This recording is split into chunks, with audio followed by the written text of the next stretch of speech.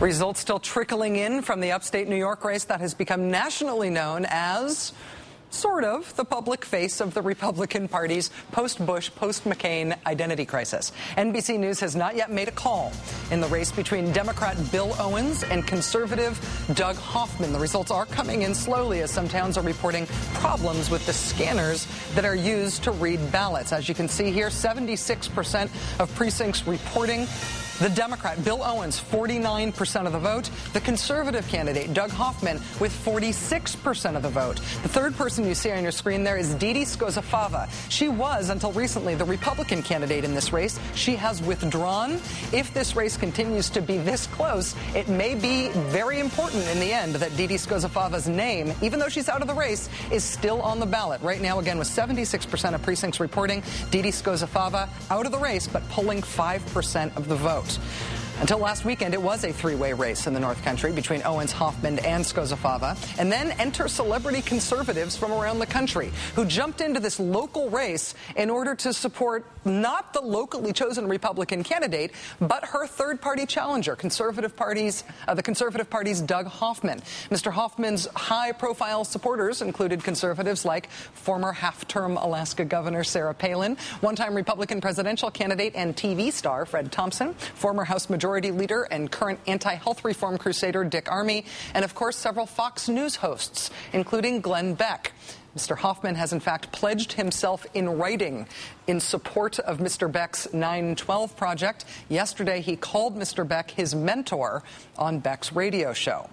The collective pressure from all of these conservative celebrities eventually led to the ouster of Republican Didi Skozafava. She dropped out of the race 3 days before Election Day and then stunningly made the decision to endorse the Democrat.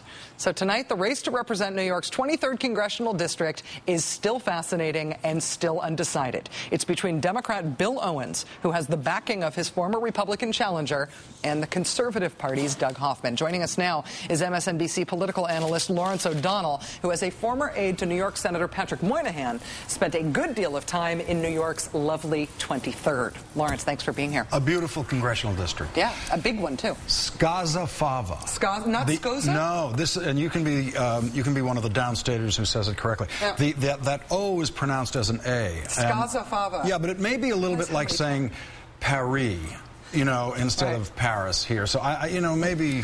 All right, I can't tell you how much time I've spent on New York City subways in the past 2 weeks going Skozafava, yeah, Skozafava, because that is the way she pronounces her name.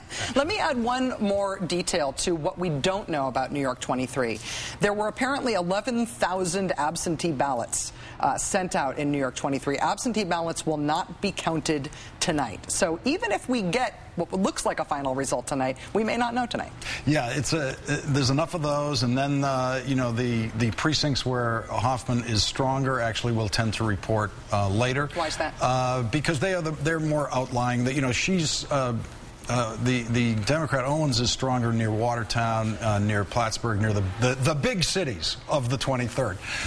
And so his stuff will tend to come in sooner. But look, the thing to know about this is this was absolutely winnable by a Democrat. I'm not sure what the outcome is tonight.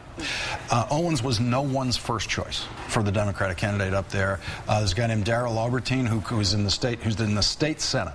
They couldn't take him out of the state Senate because they have a margin of exactly 1 in the state Senate for the Democrats, okay? So they had to keep him there. There were others who the DCCC tried to lure into the race, and they wouldn't do it because this district is going to disappear in redistricting after the 2010 census. It is surrounded by Democratic districts. It's going to get chopped up, and it's going to be represented by a few other people, and the 23rd will no longer exist. When it does get chopped up, when there is a new 23rd, is it expected to be a Republican or a Democratic district? It will be Democrat, because what they're going to do is simply slice into it from the surrounding Democratic seats and preserve all those Democratic seats and give each one of those districts just enough of the difficult Republican part for them to survive. We went back in researching this race when it became such a national profile. We went back, and I would not, if you held me underwater, I wouldn't try to save my life with this information, but I think, figured out that this district was represented more recently recently by a member of the Whig Party than it was by a Democrat. It's been Republican back well into the 19th century, but times have just changed. And Barack Obama won it last time, which everyone knows.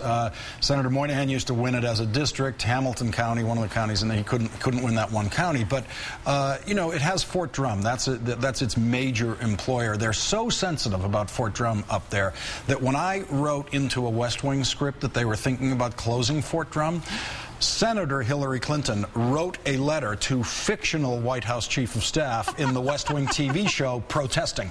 That's how serious and sharp you have to be about Fort Drum. When Doug Hoffman went into the Watertown Times for an editorial board meeting, he knew nothing about the local issues, including Fort Drum. He's not from the district. The Watertown Times editorial board is populated by very polite people. I have been in those sessions. They don't try to grill you. And in fact, they had written all the questions they had for him in that morning's editorial in the Watertown Times, which, to be friendly, which he had not yet read because he has never held a Watertown Times in his hands before this week.